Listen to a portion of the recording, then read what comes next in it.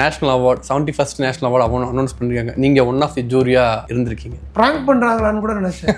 சிரிச்சுக்கிட்டு என்னங்க விளையாடுறீங்களா அப்படின்னு. So no sir, we are calling from ministry of information and broadcasting technology. National அவார்டுக்கு ஒரு 340 ஃபிலிம்ஸ் வருது. அந்த 340 ஃபிலிம்ஸோட நேம்ஸ் அண்ட் டிரெக்டர்ஸ் இந்த லிஸ்ட்டை எனக்கு அனுப்புவாங்க. இதில் எதுலையுமே நான் சம்மந்தப்பட்டிருக்க கூடாது. 330 படம் வந்துச்சுன்னா அதில் 100 படங்கள், கிட்டத்தட்ட 100 படங்கள் வந்து சவுத் சேனல் 1ல இருந்து. ஸோ அதனால இப்போ கிட்டத்தட்ட ஒரு 35 days we stayed there. Per day வந்து 4 movies minimum has to see. They are all genius actually. இருக்கிறதுலே யங்கஸ்ட் ஜூரி நான் தான். ஓ ஓகே. இங்க இருக்கிற 45, அவங்க ஒரு 15னா கிட்டத்தட்ட 60 ஜூரிஸ். இது இல்லை, இது பிடிக்கல, இது ஏன் 60 ஜூரிஸ் உட்காந்துருக்கும் போது 60 பேருமே ஒரே எண்ணத்தோடையோ ஒரே பார்வையோட ஒரு படத்தை பார்க்க மாட்டாங்க. ஜூரிஸுக்கு உட்கார்ந்துருக்கும் போது எல்லா பேருக்கும் அந்த எமோஷனும் அந்த இதுவும் வந்துச்சுன்னா ஒருமித்து கரித்தா உள்ள போயிடும். ஜனவரி 1 இருந்து டிசம்பர் 31, 23 வரையும் எந்த படம் சென்சார் ஆயிருக்கும். இப்ப தமிழ்ல 250 படம் சென்சார் ஆயிருக்கு. 250 படங்களும் அனுப்பலாம். அது ரிலீஸ் ஆயிருக்கணும்ன்ற அவசியமே கிடையாது. திடீர்னு எப்படி கமர்ஷியல் படங்களுக்கு நேஷனல் அவார்டு கிடைக்குதுங்கிற ஒரு டவுட் வந்து மக்களுக்கு இருக்கு. இது வந்து இதுக்கான பதில் என்ன சார்? மக்களால் அங்கீகரிக்கப்பட்ட படம் நேஷனல் அவார்டுன்றதும் அதுதானே. மக்களால் அங்கீகரிக்கப்பட்ட படத்துக்கே ஒரு அவார்டு போலேன்னா அப்புறம் என்ன? இந்த படத்துல ஏன் கொடுத்தாங்க? ஏகப்பட்ட கேள்விகள் இருந்து கான்ட்ரவர்சிஸும் இதை சுற்றி நிறையாவே நான் இருக்கிறத இந்த வருஷம் நான் நிறையா பார்க்குறேன். எப்படி பார்க்குறீங்க இந்த கான்ட்ரவர்சிஸை? இல்லை, கான்ட்ரவர்சிஸ் இல்லாமல் எதுவுமே கிடையாது, லைஃபே கிடையாதுங்க. அப்போ இவ்வளோ பெரிய நேஷனல் அவார்டு கான்ட்ரவர்சி வராமல் இருக்குமா? ஒரு படம் ஏன் அவார்டு வாங்குது, ஒரு படம் ஏன் அவார்டு வாங்கலை, இந்த கேட்டகரிக்குள்ளேயே நம்ம வந்து போகவே முடியாது. அது ஒரு ஆள் எடுக்கிற முடிவு கிடையாது. It's not a concern person, it's a collective decision, it's a collective mind.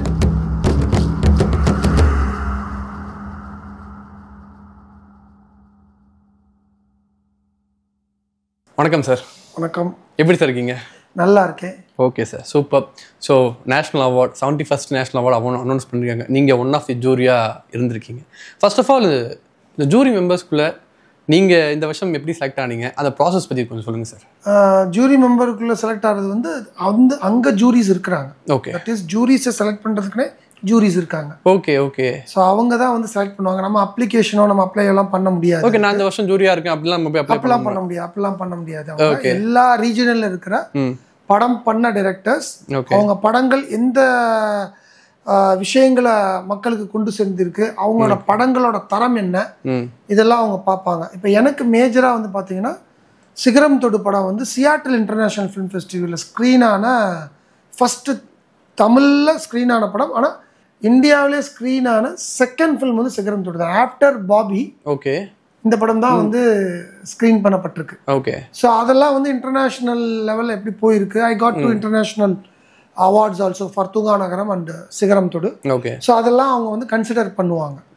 அது பண்ணிட்டு தான் நமக்கு வந்து ஒரு லெட்டர் அனுப்புவாங்க. இந்த மாதிரி உங்களை வந்து நாங்கள் செலக்ட் பண்ணுறோம். ஓகே. செலக்ட் பண்ணுறதுக்கு கன்சிடர் பண்ணுறோம். ஓகே. செலக்ட் பண்ணுறதுக்கு கன்சிடர் பண்ணுறோம். ப்ரொவைடட் இப்போ இந்த வருஷ நேஷனல் அவார்டுக்கு ஒரு 340 ஃபிலிம்ஸ் வருது. அந்த 340 ஃபிலிம்ஸோட நேம்ஸ் அண்ட் டிரெக்டர்ஸ் இந்த லிஸ்ட்டை எனக்கு அனுப்புவாங்க. இதில் எதுலையுமே நான் சம்மந்தப்பட்டிருக்க கூடாது. Even there should not be a title card. Okay. நீங்க எந்த படத்துலயும் ஒர்க் பண்ணிருக்க கூடாது. எந்த படத்துலயும் நான் அசோசியேட் ஆகிருக்க கூடாது. இப்போ ஒரு படத்துல டைட்டில் கார்டு வருதுன்னா நான் ஏதாவது ஹெல்ப் பண்ணியிருந்தா தான் அங்கே டைட்டில் கார்டு போடுவாங்க. கண்டிப்பா. என்னோட அசோசியேட்ஸ் ஏதாவது அதில் இருந்தால் டைட்டில் கார்டு போடுவாங்க. ஈவன் அந்த டைட்டில் கார்டு கூட இருக்கக்கூடாது. இந்த 300 ஃபிலிம்ஸ்லையுமே எந்த அசோசியேஷனாக இல்லாமல் இருந்தால் நான் இல்லைன்றதுக்கு நான் ஒரு ஷூரிட்டி கையெழுத்து கொடுக்கணும். Ministry of information and broadcasting மினிஸ்ட்ரிக்கு வந்து நான் வந்து கையெழுத்து போட்டு இன்ஃபர்மேஷன் கொடுக்கணும். I am not responsible or I am not involve in any of this films. Okay. அது கொடுத்ததுக்கு அப்புறமேல் தான் அவங்க செகண்டரி பொசிஷனுக்கே கன்சிடர் பண்ணலாமா வேணாமான்றதே ஜூரிஸுக்கு என்னோட நேமை கொண்டு போவாங்க. ஓகே. ஸோ அது வந்து ஒரு பெரிய ப்ராசஸிங். ஏன்னா இப்போ தமிழ் படங்கள் போகுது, மலையாள படங்கள் வருது. இது மாதிரி ஒரு ரீஜனல்ல இருந்து வரும்போது அந்த ரீஜனல் ஜூரிஸ் ஒருத்தவங்களோ 2 பேரோ ஒரு பேனல்ல இருக்கணும். ஓகே. ஸோ அப்போ அந்த ரீஜனல் ஜூரிஸை செலக்ட் பண்ணும்போது இங்கே இருக்க என்எஃப்டிசி, இப்போ ஒவ்வொரு என்எஃப்டிசி இருக்கு. ஹைதராபாத்ல ஒன்று இருக்கு, பெங்களூர்ல ஒன்று இருக்கு. இது மாதிரி என்எஃப்டிசி எல்லா இடத்துலையுமே இருக்கு. ஓகே. அந்த என்எஃப்டிசி ஆரங்கள் அங்கே இருக்கிற தமிழில் இருக்கிற ஆட்கள் வந்து செலக்ட் பண்ணி அவங்க அனுப்புவாங்க. ஓகே. ஸோ இவங்க நம்ம கன்சிடர் பண்ணலாம் அப்படின்னு என்னைய மட்டும் இல்லை ஒரு 15 பேர் அனுப்பிச்சிருக்காங்க. ஓகே. அதில் அவங்க ஸ்க்ரூட்டனி பண்ணி ஓகே என்ன ஏது அப்படின்றத பார்த்து அவங்க கால் ஃபார் பண்ணுவாங்க. ஓகே. ஸோ ஒரு சில பேர் எனக்கு முன்னாடி 2 பேரை செலக்ட் பண்ணியிருக்காங்க. அவங்களுக்கு வந்து டேட்ஸ் ஒத்து போகாமல் இருக்கலாம். ஓகே. 30 days அங்கே போய் உட்காந்து படம் பார்க்க முடியாத சூழ்நிலை இருக்கலாம். Okay. So there are so many கண்டிப்பாக கிரைட்டீரியாஸ் இல்லைங்களா. அந்ததையும் அவங்க கன்சிடர் பண்ணி ஒரு 3-4 ஜட்ஜஸ் செலக்ட் பண்ணிட்டு தான் அவங்க ஒவ்வொருத்தரையா பேசுவாங்க. ஓகே. ஸோ யாருக்கு அப்போ அந்த சிச்சுவேஷன்ஸ் கரெக்டாக இருக்கோ then the procedure will start. Okay. So இவ்வளோ ப்ரொசீஜர் கடந்து உங்களுக்கு அந்த கால் வந்துச்சு, ஃபர்ஸ்ட் எப்படி ஃபீல் பண்ணீங்க இந்த ஆப்பர்ச்சுனிட்டி கிடைச்ச உடனே?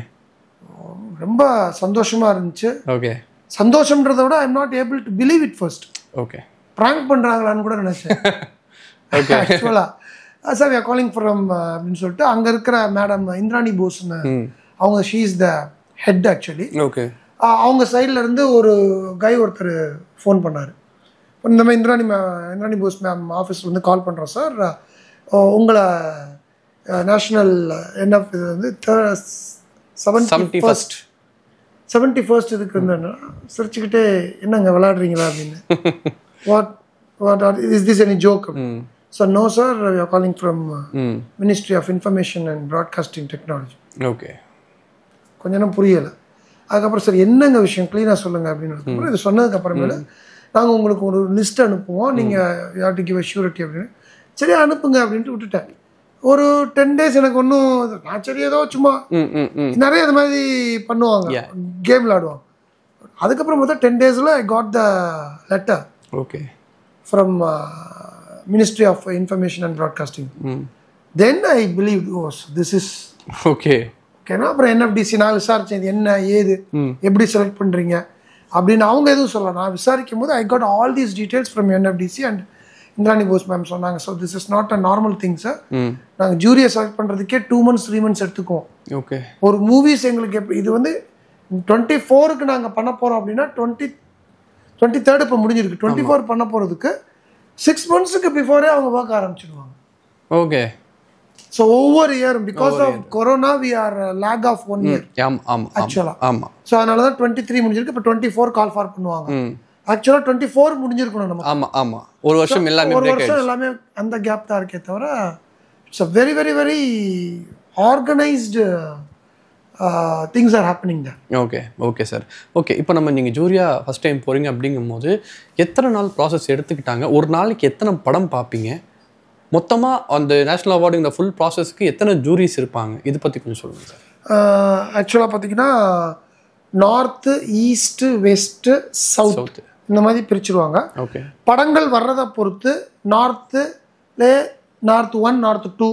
இப்போ சவுத்தில் வந்து பார்த்தீங்கன்னா அதிகமான படங்கள் சவுத்துலேருந்து தான் வரும் எப்பயுமே. அதுவும் தமிழ் மலையாளம் தான் என்றைக்குமே அதிகமாக இருக்கும். ஸோ தமிழ் சவுத் பார்த்தீங்கன்னா சவுத் பேனல் 1 பேனல் 2. ஓகே. நான் பேனல் 1க்கு ஜட்ஜு ஜூரி, என்னோட சேர்த்து 4 பேர் இருக்காங்க. ஓகே. தமிழ்லேருந்து நான் ஒருத்தன், மலையாளத்துலேருந்து 2 ஜூரிஸு.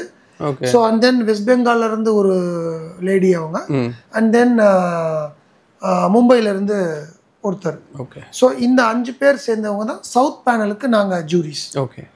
சவுத் பேனலில் மட்டும் பார்த்தீங்கன்னா 90 ஃபிலிம்ஸ் மொத்தம். ஓகே. மலையாளம் மட்டும் 50 ஃபிலிம்ஸ், 55 ஃபிலிம்ஸ். தமிழ் வந்து 35 to 38 films Tamil. Okay. So அப்படியே சவுத் பேனல் 2 பார்த்தீங்கன்னா கன்னடம் அண்ட் தெலுங்கு. ஸோ அங்கே மொத்தமே வந்து அரௌண்ட் 40 to 45 ஃபிலிம்ஸ் தான் மொத்தம் அவங்களுக்கு அங்கே. ஸோ அதிகமாக பார்த்தீங்கன்னா இப்போ நார்த்து சவுத் எல்லாம் சேர்த்து ஒரு 330 படம் வந்துச்சுன்னா அதில் 100 படங்கள் கிட்டத்தட்ட 100 படங்கள் வந்து சவுத் பேனல் 1ல இருந்து. ஓகே. Super sir. ஸோ அதனால இப்போ கிட்டத்தட்ட ஒரு 35 days we stayed there. Okay. per day வந்து 4 movies minimum. 4 movies minimum has to see. Okay. அப்பதான் நாங்க அதை முடிக்க முடியும். ஓகே. முடிச்சிட்டு டெலிபரேஷன் சொல்லி ஒரு 2 days வைப்பாங்க. அந்த டெலிபரேஷன்ல தான் எந்தெந்த படங்கள் போகும். இப்போ நாங்கள் பார்க்குற 90 படத்துல இருந்து 10 படங்களை தேர்ந்தெடுப்போம். ஓகே.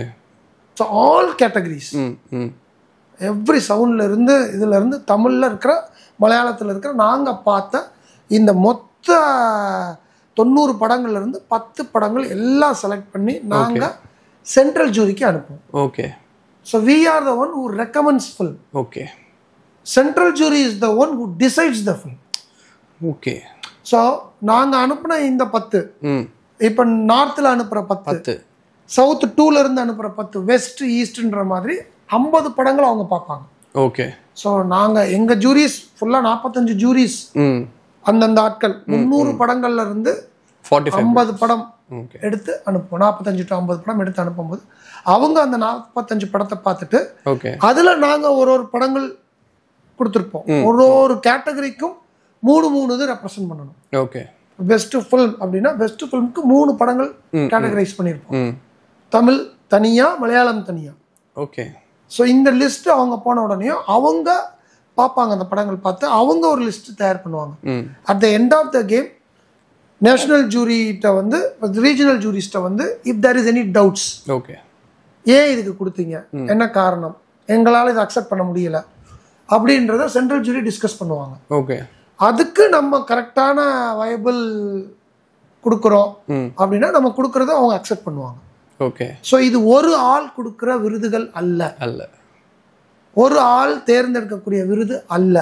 சென்ட்ரல் ஜூரியில் உட்கார்ந்துருக்கிற சீஃப் சேர்பர்சனே அவர் எடுக்கிற சோலோ முடிவு அல்ல. Okay.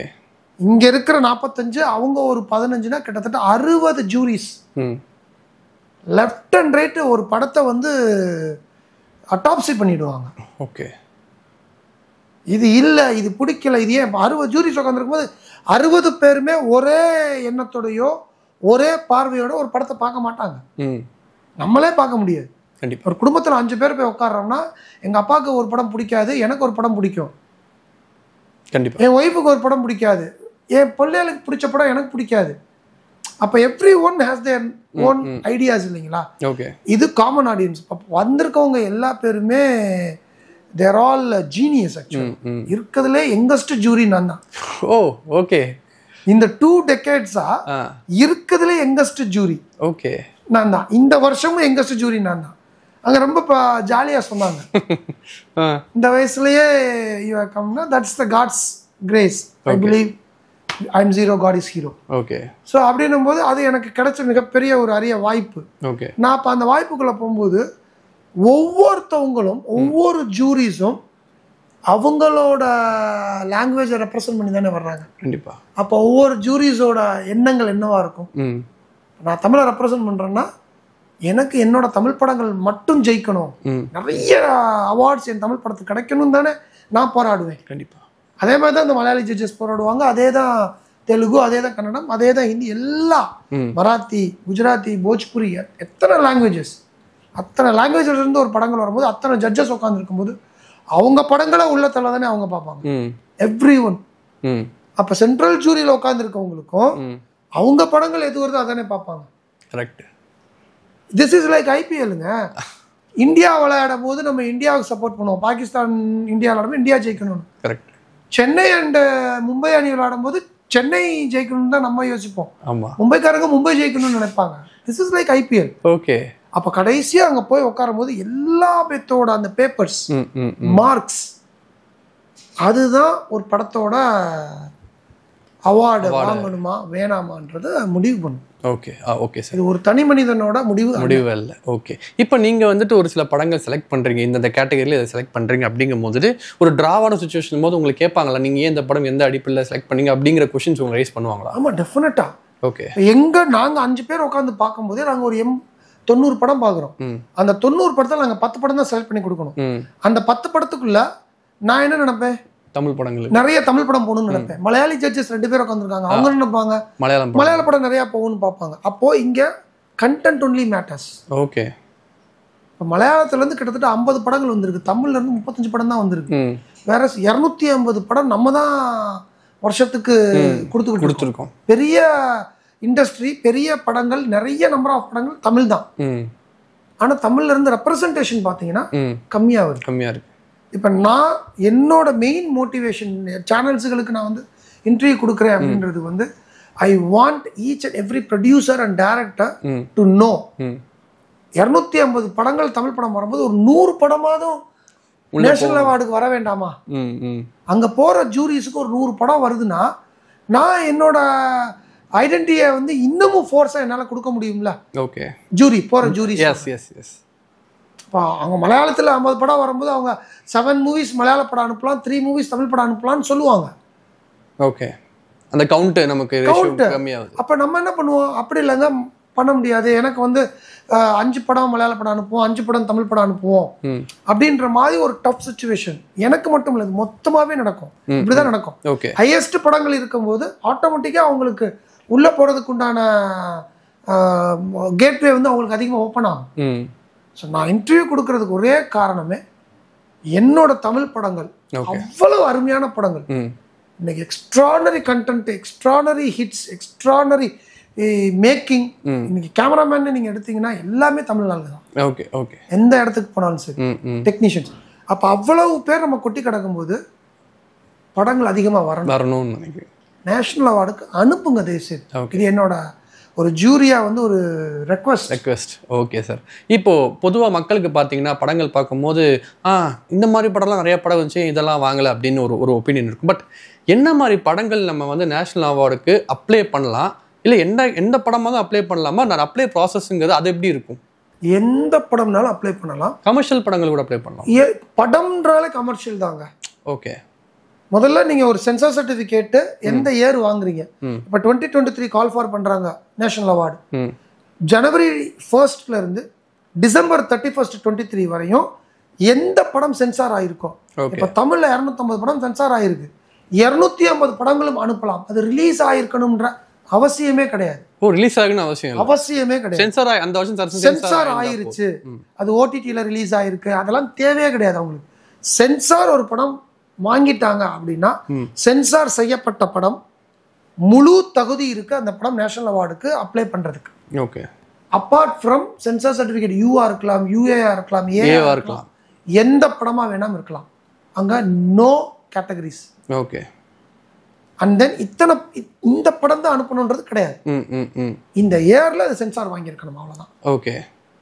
So it's open call to all. Okay. அப்படிங்கிற மாதிரி தான் இருக்கு. ஸோ நீங்க அந்த இன்னொன்று கமர்ஷியல் படம் ஆர்ட் படம்ன்றதுலாம் நீ கிடையாதுங்க. இன்னைக்கு நான் ஒரு தியேட்டருக்குள்ள போறேன் அப்படின்னா I have to pay 180 rupees. Yes. For Shankar sir film அது 1000 crores எடுத்திருந்தாலும் சரி, for newcomer film 2 crores எடுத்திருந்தாலும் சரி, அதே 180 rupees பே பண்ணி தான் நான் படம் பார்க்க போறேன். ஓகே. அப்போ ஒரு டிக்கெட் நீங்க வச்சுட்டீங்கனாலே that is a commercial film. So அங்கேயே ஃபியூச்சர் ஃபிலிம், நான் ஃபியூச்சர் ஃபிலிம் ரெண்டாக பிரிச்சுட்டாங்க. ஓகே. ஓகேங்களா? இப்போ ஃபியூச்சர் ஃபிலிம் தான் நம்ம எடுத்துக்கிட்டு இருக்கோம், மக்களுக்கு காட்டிகிட்டு இருக்குது. அது எல்லாமே அனுப்பலாம், யாருனாலும் அனுப்பலாம். Okay sir. Best actor, best actors, best supporting role இது எல்லாமே வந்துட்டு இந்த கேட்டகரிஸ்ல இருக்கு. பட் பெஸ்ட் ஃபிலிம் மட்டும் எல்லா லாங்குவேஜுக்கும் ரீஜனல்லையும் இருக்கும். ரீஜனல்லையும் இருக்கும். எல்லா ரீஜன்லையும் பெஸ்ட் ஃபிலிம் இருக்கும். ஓகே. ஓவரால் ஒரு பெஸ்ட் ஃபிலிம் வாங்க. ஓவரால் ஒரு best. But best actor, supporting ஆக்டர்ங்கிறது ஓவரால் தானா இல்ல ஓவரால் அப்படிங்கும்போது இந்த ஃபியூச்சர் ஃபிலிம்க்கு அப்படிங்கும்போது நம்ம லாங்குவேஜ் வைஸ் கொடுத்துடலாம். அப்படிங்கும்போது best actor, best actors, best supporting ரோலுங்கிறது ஓவரால் கொடுக்கும்போது அந்த காம்படிஷன் ரொம்ப டஃபா இருக்கும். பட் அதுலேருந்து நம்ம வந்துட்டு இந்தியா ஃபுல்லாக இவ்வளோ படங்கள் பார்த்து அது செலக்ட் பண்ணுறது அது எவ்வளோ ரவுண்ட்ஸ் சார்? அது அந்த ஒரு கேட்டகரி மட்டும் நாங்களே வந்து கிட்டத்தட்ட 35 days இருந்திருக்கோம். நாங்கள் போன February மாதம் நான் போனேன். So full March I was there. Okay. ஓகேங்களா? April 1st week தான் நான் வந்தேன் நான். ஓகே. ஸோ மே நாங்கள் கொடுத்த லிஸ்ட்டு அவ்வளோ லிஸ்ட்ஸ் இருக்கும். அந்த 50 படத்துக்கு உண்டான கேட்டகரிஸ் எல்லாம் அவங்க செலக்ட் பண்ணி ரீஜனல் ஜூரிஸ் கொடுத்ததா சென்ட்ரல் ஜூரி கொடுக்கறதுக்கே 1.5 months ஆகும். ஓகே. ஸோ இந்த ஜூனில் தான் ஜூலையில் தான் ஜூன் எண்டு ஜூலையில் தான் வந்து சென்ட்ரல் ஜூரிஸ் பார்த்துருக்காங்க. ஓகே. அவங்க 1 month எடுத்துக்குவாங்க. ஓகே. ஸோ அவங்களுக்கு டெலிபரேஷன், எங்களுக்கு 2 days டெலிபரேஷன் இருந்ததுன்னா அவங்களுக்கு டெலிபரேஷன் டேஸ் கூட இருக்கும், ஆர்கியூமெண்ட்ஸ் நிறைய இருக்கும். ஓகே. ஒவ்வொரு இடத்துலையும் நம்மளை ரெப்ரசன்ட் பண்ணி தமிழ் ஆளுகளை ரெப்ரசன்ட் பண்ணியிருக்கோம், மலையாள ஆளுகளை ரெப்ரசன்ட் பண்ணியிருக்கோம், எல்லா இதுவும் ரெப்ரசன்ட். அந்த ரெப்ரசன்டேட்டிவ் விட மாட்டாங்க. இது ஏன், இது எதுக்கு, அவங்களோட கேள்விகளுக்கு எல்லாமே கரெக்டாக பதில் கொடுத்து ஒரு இடத்த செலக்ட் பண்ணுறாங்கன்னா அது டிசர்வ் இல்லாமல் செலக்ட் ஆகாது. ஓகே. அது ஆகாது. It deserves. Okay okay okay. So இந்த வருஷம் நேஷனல் அவார்ட்ஸோட வின்னர்ஸ் அனௌன்ஸ்மெண்ட் பண்ணதுக்கப்புறம் வந்துட்டு நிறைய பேருக்கு நிறைய ஆச்சரியம். பார்க்கிங்க்கு வந்துட்டு 3 அவார்ட் கிடைச்சதுக்கு வந்து ரொம்ப நிறைய பேர் ரொம்ப கொண்டாடினாங்க.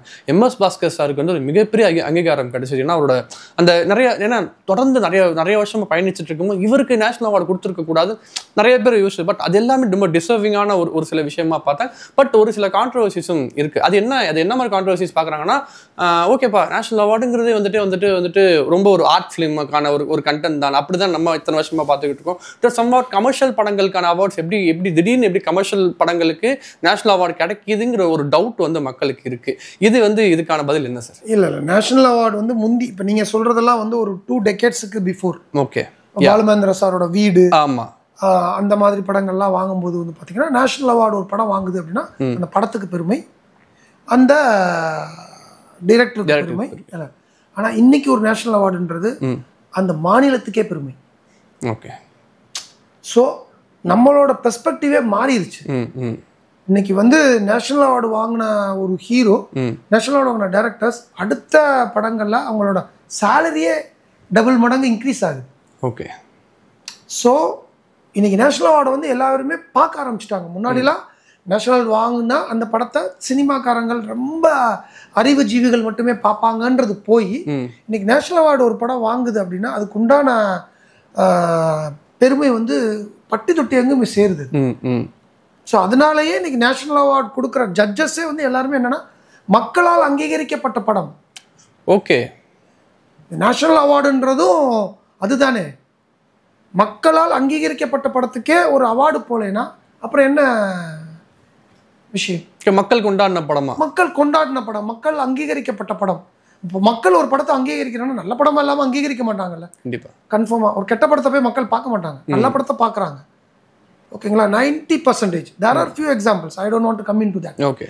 90% of the good films run, and those films which ran in the box office are good films because people have accepted it.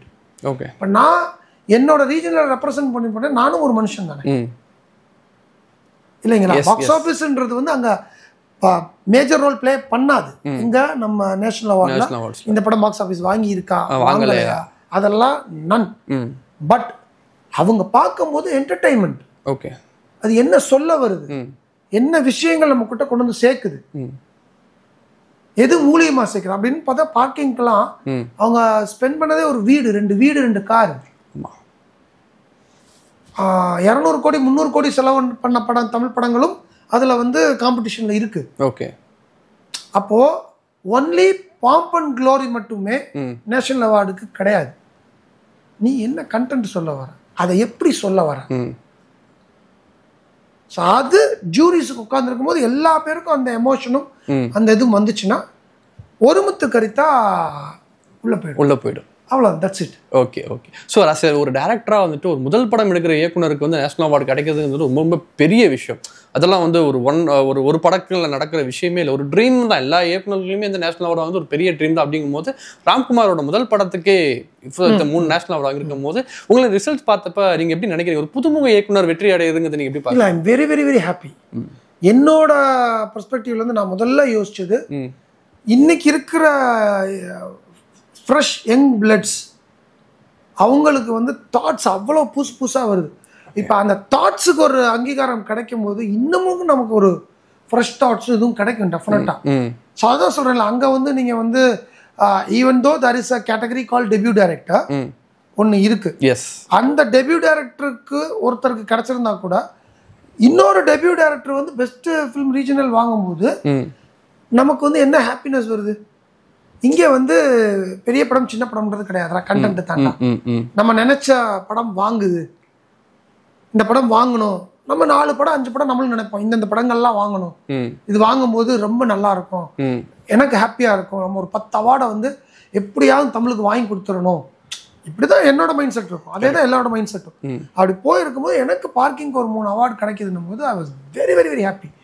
And then இன்னைக்கு இருக்கிற one of the versatile actor in India அப்படின்னா MS Bhaskar sir.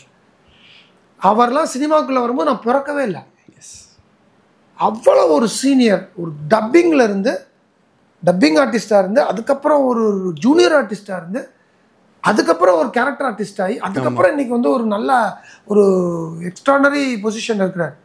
ஏன்னா அவர் கூட நான் பேசும்போது அவ்வளோ விஷயங்கள் சொல்லுவார். இந்த மனுஷனுக்கு ஒரு அவார்டு கூட கிடைக்கலையே, ஏன்? ஓகே, கடைசி வரையும் சிவாஜி சாருக்கு ஒரு நேஷனல் அவார்டு கூட கிடைக்கல சார். அது இன்ன வரையும் தமிழ்நாட்டுக்கே வந்து ஒரு மிகப்பெரிய என்ன சொல்றது, நேஷனல் அவார்டுக்கு வந்து I don't want to mention any words.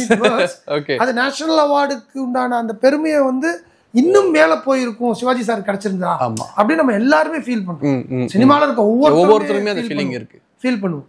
அப்படிப்பட்ட ஒரு கலைஞனுக்கு அடுத்ததா வந்து நான் வந்து எம்எஸ் பாஸ்கர் சாரை பார்ப்பேன். Any role he will do it. ஆமா, அவருக்கும் அது கிடைக்காம போயிடக்கூடாது. ஓகே, ஏன்னா அந்த கேட்டகரியில் நிறைய competition but wholeheartedly I thought he should win, he will win, and he won. That was very happy for me. Okay, and parking கிடைச்சது சரி, ஜிவி பிரகாஷ் பிரதர் ஆமா ஜிவி அவர்கள் இரண்டாவது அவார்ட் ரொம்ப ஹாப்பி, எனக்கு ரொம்ப ஹாப்பி. ஏன்னா நான் அங்க ஆர்குமெண்ட் பண்ணும்போது மிச்ச லாங்குவேஜஸ் எல்லாத்துலயும் பாத்தீங்கன்னா ஒருத்தர் சாங் கம்போஸ் பண்ணுவாங்க, ஒருத்தவங்க பேக்ரவுண்ட் ஸ்கோர் கம்போஸ் பண்ணுவாங்க. ஓகே, நம்ம தமிழ்ல மட்டும்தான், தமிழ் அண்ட் ஃபியூ சில அதர் ரீஜனல் சேம் டைரக்டர் தான் ரெண்டுமே பண்ணுவாங்க. சாங்கும் கம்போஸ் பண்ணுவாங்க, பேக்ரவுண்ட் ஸ்கோரும் கம்போஸ் பண்ணுவாங்க. That's the toughest job. அதுதான் எப்படி அது பிரிக்கிறீங்க எனக்கு அது புரியலனா. நம்ம ஊர்ல மோஸ்ட் மியூசிக் டைரக்டர்ஸ் தான் பேக்ரவுண்ட் ஸ்கோரும் பண்றாங்க. அப்படிங்கும்போது சாங்ஸ் கிடைக்குது, பிஜிஎம் கிடைக்கலையே. ஆல்ரெடி அவருக்கு இதுக்கு கிடைச்சிருக்கு. ஆமா, சூரியரை போட்டுருக்கு, பேக்ரவுண்ட் ஸ்கோருக்கு வாங்கியிருந்தாரு. சோ அதனால தான் இந்த வட்டம் பெஸ்ட் மியூசிக் டைரக்டர் கிடைச்சிருக்கு. ஓகே, கன்ஃபார்மா அவருக்கு கொடுக்கணும். he deserves it. one of the best song. அந்த படத்துல ஆர்ஆர் எக்ஸலண்டா பண்ணிருப்பாரு. ஓகே, எனக்கு ரொம்ப பிடிச்சிருந்தது. நிறைய படங்கள் அவர் ரெப்ரசென்ட் பண்ணியே 2-3 படங்கள் அதுல நிறைய இருந்ததுதான். சோ அதான் சொல்றேன், ரெப்ரசென்ட் பண்ணி படங்கள் உள்ள நிறைய வர ஜட்ஜஸோட வாய்ஸும் ஜூரியோட வாய்ஸஸும் வந்து லவுடர் ஆகும். Okay okay sir. ஓகே, ஃபைனலா ஒரே ஒரு கேள்விதான். இப்போ இந்த ரிசல்ட்ஸ் வந்துருச்சு அப்படிங்கும்போது முன்னாடிலாம் வந்துட்டு மக்கள் வந்து நேஷனல் அவார்டு கிடைக்குது அப்படின்னா நான் சொல்றது ஒரு 5 to 6 இயர்ஸ்க்கு முன்னாடி வந்துட்டு சடனாக ஒரு அனௌன்ஸ்மெண்ட் வரும், அன்னைக்கு வந்து மக்கள் ஓகே இந்த படத்துக்கு தான் கொடுக்குறாங்களா அப்படிங்கிற ஒரு எதிர்பார்க்கும். பட் இப்போ என்னன்னா என்னைக்கு வந்து நேஷனல் அவார்டு அனௌன்ஸ் பண்ண போறாங்க அதுக்கு முன்னாடியே ரெடி ஆகிறாங்க. என்னென்ன படங்கள் நம்ம இதில் வந்திருக்கு, இந்த படங்கள்லாம் செலக்ட் ஆகுமா அப்படின்னு ஒரு எதிர்பார்ப்பு மக்கள்கிட்ட ஆட்டோமேட்டிக்காக வந்துருச்சு. அப்படிங்கும்போது இந்த அனௌன்ஸ்மெண்ட் வரும்போது வந்துட்டு தொடர்ந்து எல்லாருமே ஏன்னா ஒரு பக்கம் மக்கள் ஆட்டோமேட்டிக்காக சோஷியல் மீடியாவில் கொண்டாட ஆரம்பிச்சிடுறாங்க கன்சர்ன் பர்சன். அப்படிங்கும்போது ஓகே அப்போ இந்த படங்கள்லாம் கிடைக்கலையா, இந்த படத்துலாம் ஏன் கொடுத்தாங்க, ஏகப்பட்ட கேள்விகள் இருந்து கான்ட்ரவர்சிஸும் இதை சுற்றி நிறையாவே நான் இருக்கிறத இந்த வருஷம் நான் நிறையா பார்க்குறேன். எப்படி பார்க்குறீங்க இந்த கான்ட்ரவர்சிஸை? இல்லை, கான்ட்ரவர்சிஸ் இல்லாமல் எதுவுமே கிடையாது, லைஃபே கிடையாதுங்க. ஓகே, லைஃபே கிடையாது கான்ட்ரவர்சிஸ் இல்லாமல். அப்போ இவ்வளோ பெரிய நேஷனல் அவார்டுக்கு கான்ட்ரவர்சி வராமல் இருக்குமா? வரதான் செய்யும், டெஃபினட்டாக வரதான் செய்யும். அதை ஜட்ஜஸ் ஜூரிஸ் வந்து இது ஓகே, இது என்ன நடந்திருக்கு இந்த வருஷம், என்ன நடந்திருக்கு, அடுத்த வருஷம் நம்ம இது எப்படி பண்ண போறோம் அப்படின்றத அவங்க எடுத்துக்குவாங்க. That's it. சரி, ஒரு படம் ஏன் அவார்டு வாங்குது, ஒரு படம் ஏன் அவார்டு வாங்கல, இந்த கேட்டகரிக்குள்ளேயே நம்ம வந்து போகவே முடியாது. அதுதான் நான் திரும்பி சொல்றேன். அது ஒரு ஆள் எடுக்கிற முடிவு கிடையாது. It's not a concern person இல்லைங்களா? ஒரு 65 பேர் உட்காரும் போது it's a collective decision, it's a collective mind. Okay, so அதனால கான்ட்ரவர்சியல் வரதான் செய்யும். ஏன்னா ஒரு படம் பார்த்துட்டு இந்த படம் எனக்கு பிடிக்குதுன்னு நீங்க 4 ஸ்டார் போடுறீங்க, இன்னொரு ரிவ்யூவர் இந்த படமே கன்றாவியா இருக்குன்னு 2 ஸ்டார் கொடுக்குறாப்ல. அப்ப every one has their own இது இல்லைங்களா? ஒரு ரிவ்யூவர் பிஜிஎம் சூப்பரா இருக்கு அப்படின்றாரு, அதே பக்கத்துல இருக்க இன்னொரு ரிவ்யூவர் ஐயோ பிஜிஎம் தொப்புன்னு அடிக்கிறாருங்கன்றாங்க. இப்ப இது யார் சொல்றதை நீங்க எடுத்துக்குவீங்க? ஓகே, ஸோ சினிமா அப்படின்றதே வந்து மக்களுக்கோட என்டர்டைன்மெண்ட், மக்களுக்காக தான் சினிமா. அப்ப அந்த மக்கள் 1000 கேள்விகள் கேட்பாங்க, அவங்களுக்குள்ள இருக்க பதில சொல்லுவாங்க, எல்லா விஷயத்தையும் அவங்க பண்றதுக்கு அவங்களுக்கு முழு உரிமை இருக்கு. ஓகே, செய்வாங்க. ஆனால் மீண்டும் நான் சொல்ல வருது, இது ஒரு தனி மனித முடிவு அல்ல. It's a collective decision. Okay, so அதை வந்து நானே கேள்வி கேட்க முடியாது. நான் இந்த படம் வாங்கணும்னு நினைச்சிருப்பேன், இந்த படம் வாங்கியிருக்காது. அந்த படம் ஏன்டா வாங்குச்சுன்னு நினைப்பேன், இந்த படம் வாங்கியிருக்கோம். பட் அதுக்கு எல்லாத்துக்குமே ரீசன்ஸ் இருக்கும். இல்லாம ஒரு நேஷனல் அவார்டு கொடுக்க மாட்டேன். ஓகே சார், இப்போ 2023க்கான நேஷனல் ஜூரி நீங்கள் போயிருக்கீங்க.